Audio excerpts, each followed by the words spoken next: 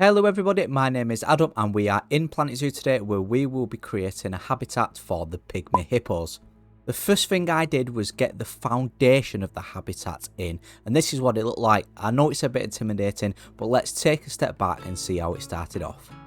And it started off quite simply. Started off with the plaster pieces, some simple window pieces, another plaster piece on the top, and some simple rounded wooden pieces as well, creating this initial piece. Now once you've got this initial piece, it's basically just all about duplicating it over and creating any shape habitat you could think of in your head basically. And this is the shape I came out with. I've got no inspiration from anywhere, just kind of went with the flow and thought it looked pretty cool. And now it was time to join up these two pieces here and make the habitat whole, because this is where I want our viewing area for our guests to be. And once we've got that viewing area established, it was time to establish another little area and a unique design. What I decided to do, it might not make sense now, but it will make sense in a minute when you see me creating the inside of this habitat, which you can see me starting to do here. And basically these plaster pieces on the left hand side here, what I'm just digging down next to with the terrain tool, is going to act as kind of like a barrier and kind of like a separate area surrounded by water, kind of like a little island really. And I really wanted like a little showpiece, a little centerpiece where our guests can come in and you know, have a focus point on our animals, add some enrichment items in that part, and boom, you've got a main centerpiece for inside of a habitat. You can see me just digging it out now, and it did take quite a while this, just to get the terrain tool right. You probably know as much as I do, the terrain tool can be a bit of a pain in the ass, a bit like the pathing system. But it's just all about patience and all about thinking where you want stuff. Let's fast forward this a little bit and you can see how it comes along.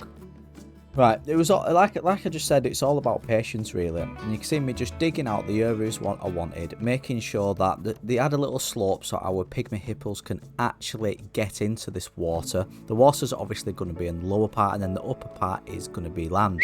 We do actually change it all to sand as well. I don't know why I went with sand, but every time I build a creation like this, like something what looks modern, I feel like the tropical vibe and sand and palm trees and stuff just really works well with any modern themed habitat, or anything modern really within Planet Zoo. Is that just me? Comment down below if you think the same, or if you disagree, then also let me know in the comment section below.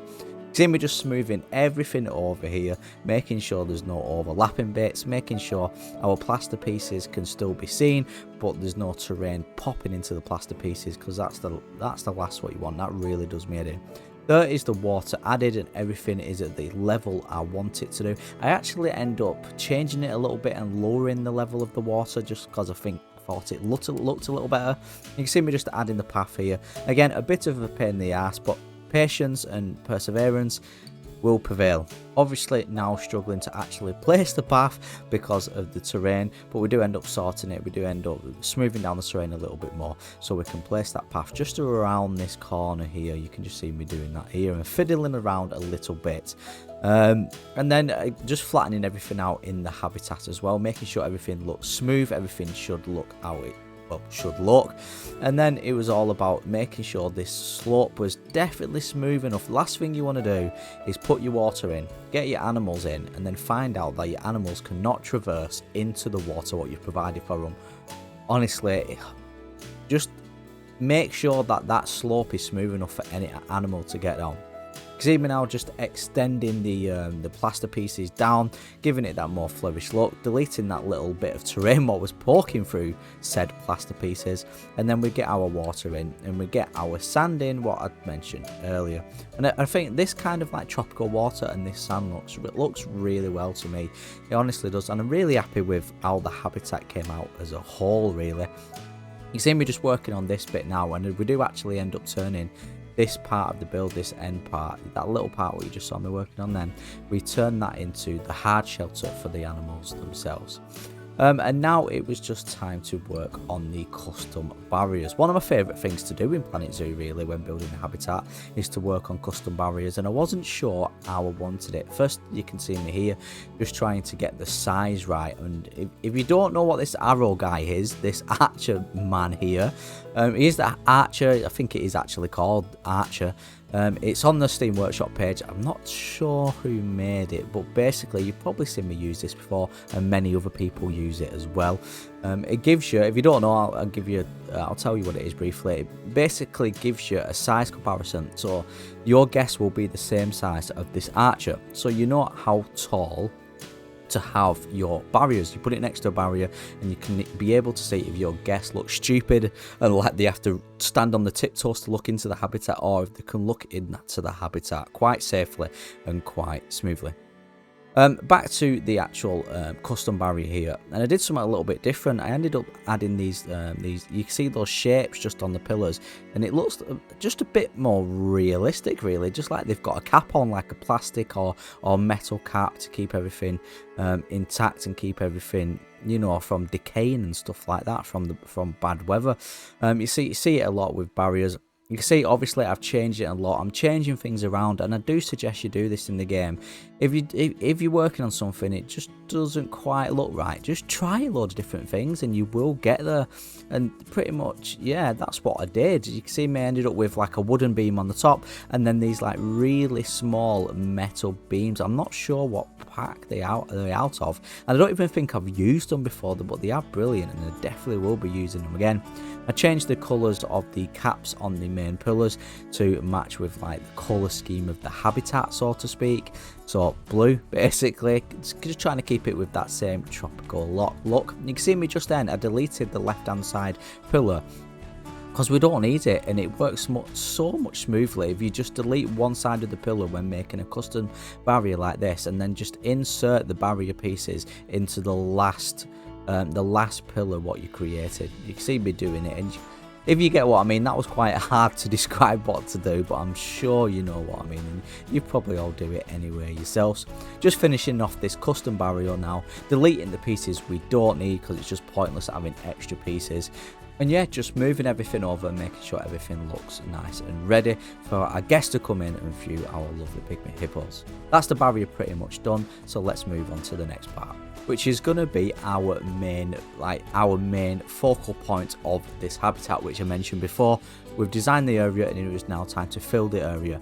And the really good way to do this is to use a habitat enrichment item, so you know your animals are going to go to it, and then just decorate it. You can see me just decorating this mud pit here with some simple trees, some simple rocks, and then some simple tropical foliage, and it turns out looking really well. You like it, it looks good, your guests will like it, and most importantly, the animal in the actual habitat will love it also. And then it was foliage time, just adding a little bit of rocks and a little bit of foliage to bring the habitat alive.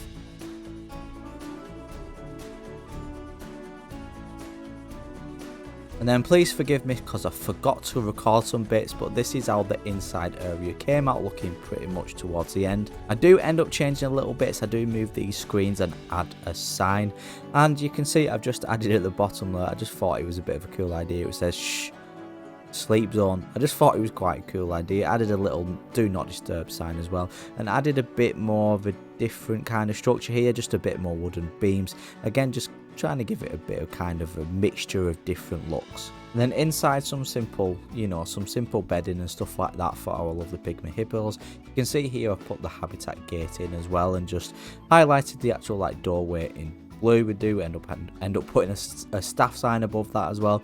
Time to close this little gap, what I've just noticed, so let's close that now.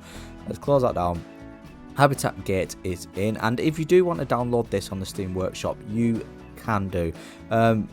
It should place very well. I know people struggle with stuff what has terrain working, but I have done the habitat barrier. Obviously you can see the gate there, and you can see just the barrier here. I've done it all the way around, so it should place quite easy. If you need a reference of how it should look, just come back on this video, or just look at the pictures on the actual Steam Workshop page. Link will be down in the description if you do want to download this and have it in your own zoos. Let's just add this staff sign above here, just like that. Let's center that because it's going to do me heading because it's not in the middle. I think I've actually got OCD at this point. Let's center that, and boom, there we've got our habitat gate and our staff entrance. We needed to put a roof on this little bit to actually act as a hard shelter for our pygmy hippos. So that's what I did. I basically used the duplication and rotation trick. If you don't know how to do that, I have got a video of it on the channel, until I got a perfect little circle like so I had like a rounded circular roof. And then I recolored it to white, as you can see here, and then I decided to fill in this last top part with a glass panel. Again, just trying to keep it in the same kind of theme with the glass and plaster pieces. And there we have it, the habitat is complete. Our pygmy hippos are in and they are over the moon and happy with their new habitat. And most importantly, the habitat is now ready to bring for the guests to be brought in and to be viewed. But I have added a little bit more details and I'll go through them now with you. So you can see here first, this is probably what you notice first, just a little bit of detail and a little bit of like an information point for the pygmy hippos. We've obviously got the habitat information screen as well on there. Some lovely viewing areas. I'll just take you through slowly. There's one of our hippos. Actually, there's both of them. I just put two in at the minute, but they seem to have enough space. As you can see, as I was building this, I said I wanted that slope smooth enough for our hippos to get in. They can get in the water and they can swim all around here as well, and they are loving it. Let's have a quick look underwater. How cute are the pygmy hippos though? But yeah, obviously all our lovely foliage is looking great. We've got some donations buckets added in. We've also got a bit more detail in here with these wooden beams, and we've got the sign, the main sign, like a bit like a play on, not a play on words. I don't know what you would call this really, but yeah, I've not done this before. Actually, that's a lie. I have done this, and I did it for the Kango Wildlife Ranch charity video for the cheetah habitat. I did something very similar with the sign. But yeah, pygmy hippos, somewhat unique, different sign. And then we've got our indoor hard shelter area here, sleep zone. Again, just some more donation buckets. And then the top at the roof is complete, what you saw in the last part. So they have got some nice little hard shelter in there. Just did some terrain work just to give them a bit more dirt in there. And then added the obvious needed stuff like the feeding station here. They've got water, so we don't need a water station. And we've got an enrichment item here. And that is it. Everybody, I hope you enjoyed this video. Remember, if you want this in your own zoos, the link to my Steam Workshop will be down in the description. Subscribe if you're new, hit that like button, new or old, and I will catch you in the next Planet Zoo video.